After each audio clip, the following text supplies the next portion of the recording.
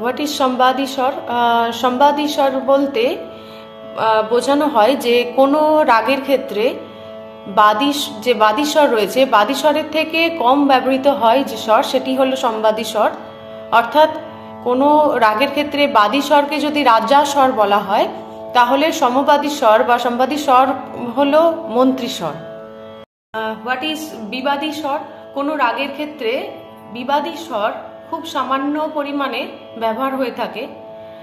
অর্থাৎ কোনো রাগকে সুন্দর করার ক্ষেত্রে যে স্বরের প্রয়োগ খুব সামান্য পরিমাণে করা হয়ে থাকে, সেটি হলো বিবাদী স্বর। যেমন ভৈরবী রাগে রেগা ধানি কোমল স্বর ব্যবহার হলেও শুদ্ধ রেকেও কোনো সময় ব্যবহার করা হয় সেই রাগকে আরও সুন্দরভাবে ফুটিয়ে তোলার ক্ষেত্রে। What is ন্যাস্বর?